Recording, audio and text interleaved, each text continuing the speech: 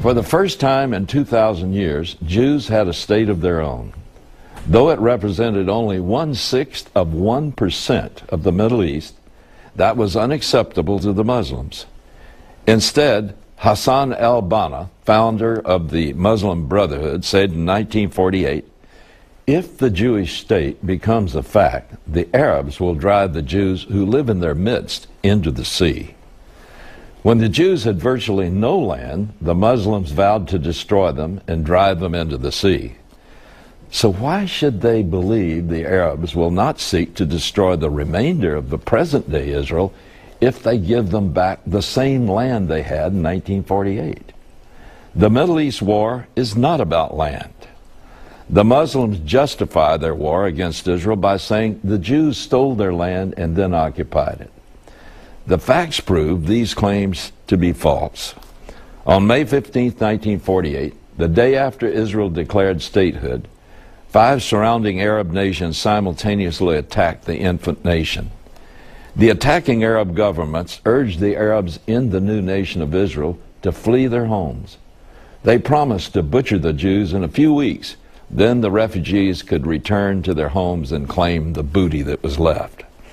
But the surrounding governments failed to make good on their promise. Against all odds, the Jews held them off. Mahmoud Abbas, the president of the Palestinian Authority, wrote, "The Arab armies entered Palestine to protect the Palestinians from the Zionist tyranny, but instead they abandoned them, forced them to immigrate and to leave their homeland, imposed upon them political and ideological blockade, and threw them into prison similar to the ghettos in which the Jews used to live in Eastern Europe." The ironic fact is that almost 1 million Arabs remained and did not leave. Today, these Arabs have more freedom as full Israeli citizens than their fellow Arabs in any Muslim country.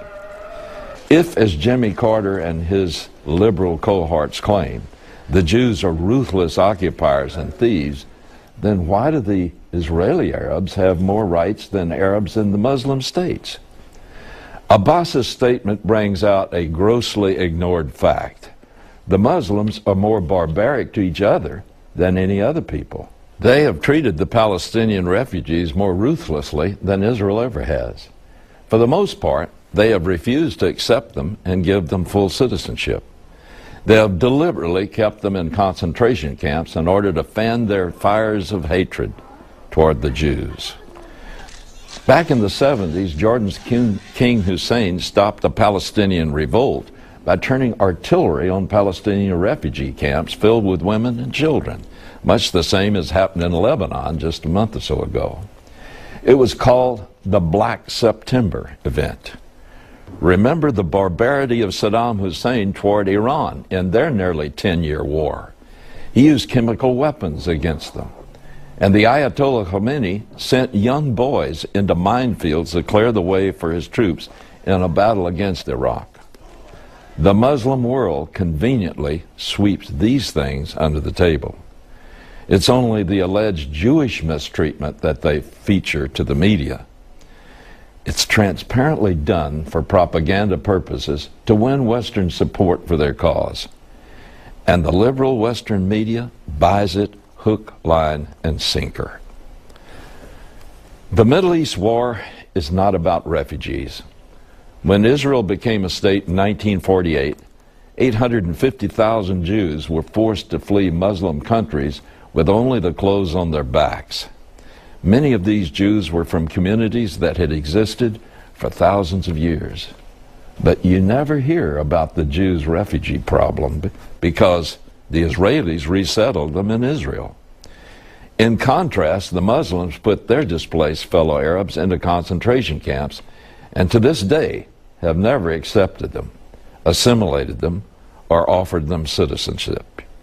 Yet Israel extended full citizenship to the Arabs who stayed, and the Jews are not welcome in most Muslim countries today.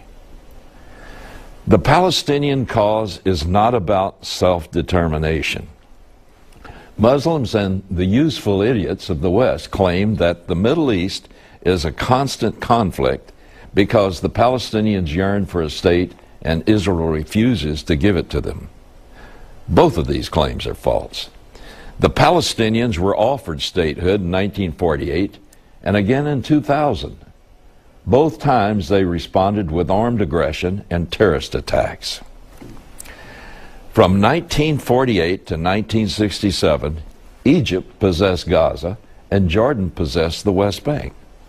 Why did they not offer that land to their fellow Arabs and Palestinians as a state?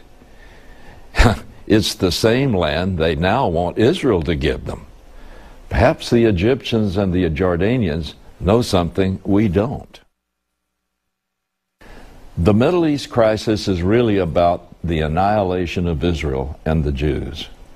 According to the Muslim propaganda machine, the cause of the Middle East conflict is the Israeli occupation of Arab land. This, too, is false. In 2000, Israel withdrew in force from the southern Lebanon, which they had occupied to stop terrorist rocket attacks on Israeli towns in the north.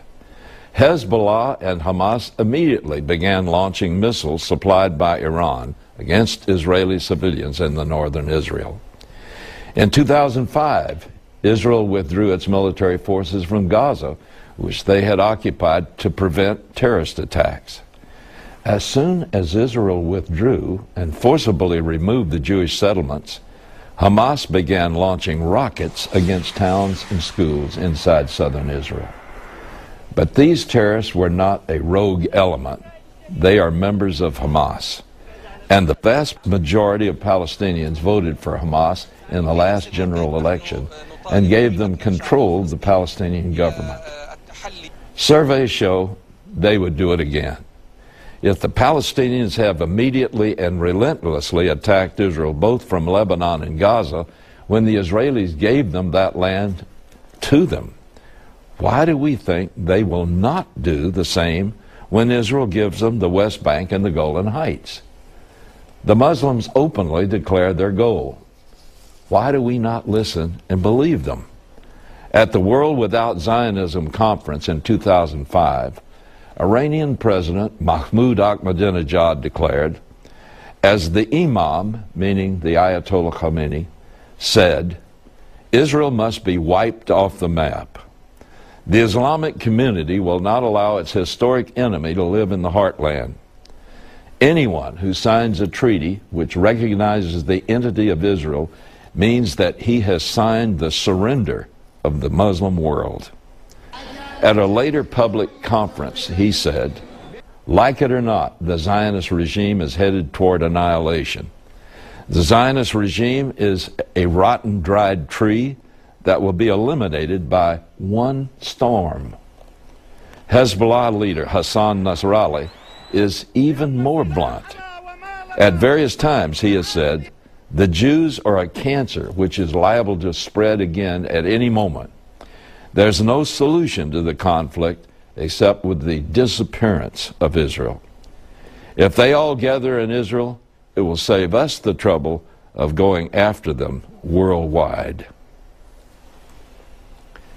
Folks, all of this is fitting into the exact predictions about the reborn state of Israel in the last days. When I return, I'll share with you what the Bible tells us about this unreal and irrational hatred toward the nation of Israel.